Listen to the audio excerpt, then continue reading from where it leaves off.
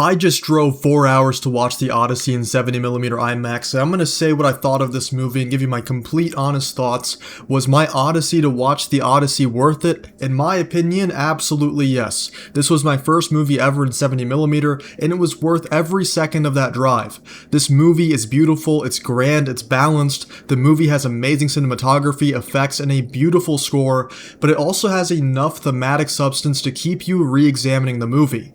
Now, before I go into more positives of this movie, I gotta talk about the hate surrounding this film, primarily involving the casting and the lack of historical accuracy that a lot of people online are complaining about. So for the casting, the characters that people are mad about play relatively smaller parts in this film. They barely have any screen time, and I think Elliot Page actually works as this fragile boy drafted into war character that is Nolan's version of Sinon. A lot of people were saying that Elliot Page was playing Achilles, but this is a flat-out lie. If that was the case, I would have a much better time understanding the outrage, but it's simply not true. Lupita's character of Helen of Troy, which is probably even more of a heated casting choice, doesn't really have that much screen time, and you can't even find pictures of her on Google right now in character because that's how small her part is. I think the casting is fine, it's really not that big of a deal for me to draw out the pitchforks and review bomb this movie like some other people are doing, and the rest of the movie is so good that I can easily overlook this part of the film. I actually think meta-cinematically speaking, big word of the day I know, the diverse cast of Odysseus' crew kinda neatly plays into the idea that sea people can be any group that pillages and sets back society regardless of what tribe they are. Them being a multicultural army shows that any group is capable of such harm. And for the historical accuracy part, who really gives a shit, man? We're watching a movie here that has a Cyclops and sea monsters in it, and you want to cry because the helmet isn't period accurate?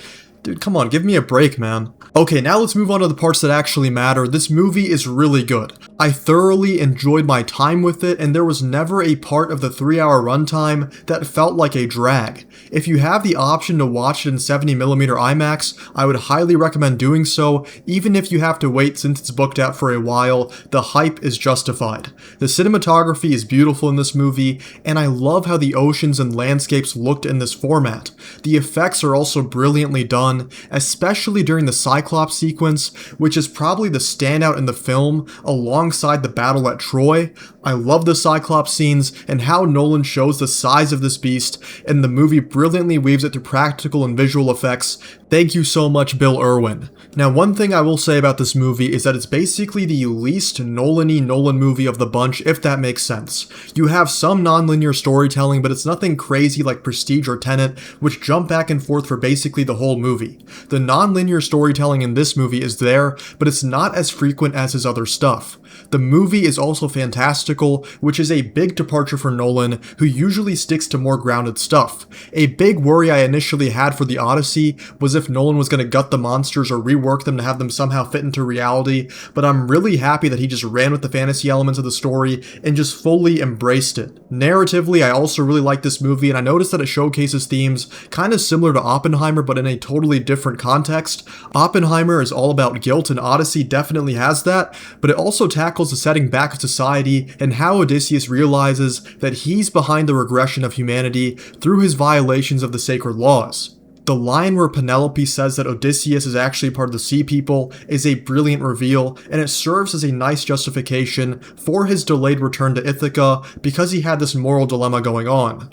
I also really love the reveal that Athena is taking the form of a woman who Odysseus watched die at Troy, and this reveal is a prime example of the power of non-linear storytelling. Now, I do have some minor critiques of this movie. The first one I'll say is that I wish Calypso's justification for releasing Odysseus was a bit more established, like literally just adding a line where she mentions that she can't defy the gods like Odysseus can because she's asked by Athena to release him, and that would have been enough for me. Now, I'll completely admit that she might have said something along those lines and I totally missed it. If that's the case, then, scratch this critique, but I have a much bigger critique that I'll move on to. The only thing I wish Nolan did differently in this movie is regarding Scylla and Charybdis. Those two monsters are the scariest parts of the Odyssey, and I just wish they had a bit more screen time. The Cyclops is there for like 10 minutes, and the armored giants on that island are also there for a decent chunk of screen time, and you also have Circe with the pigs and the whole, that sequence was amazing, by the way. But You know, I just wish that Scylla and Charybdis also had a decent chunk of screen time, but it feels like they're kind of glossed over in their section. I also think they could have made them a bit grander and scarier because the whirlpool that is Charybdis doesn't really feel like a monster is underneath that water making it sink. It just looks like a geological formation. So I think having some teeth apparent or something else to really show that there's a terrifying creature underneath there would really help. I actually think some older versions of the Odyssey, which I'll put up on screen right now, actually did a better job of displaying how scary Charybdis is, and I'll show it, which is pretty surprising because those are really old, and they had much less funding than this movie. So I think Nolan should have tried to make these creatures a bit scarier and bigger, because he already did that for the Cyclops, because the Cyclops, Polyphemus, is supposed to be around 20 to 30 feet, but in this movie he's 60 feet tall, which I have no problem with. So if we're making him more grand and giving him all that screen time, which I have no problem with, then I think Scylla and Charybdis should get the same treatment.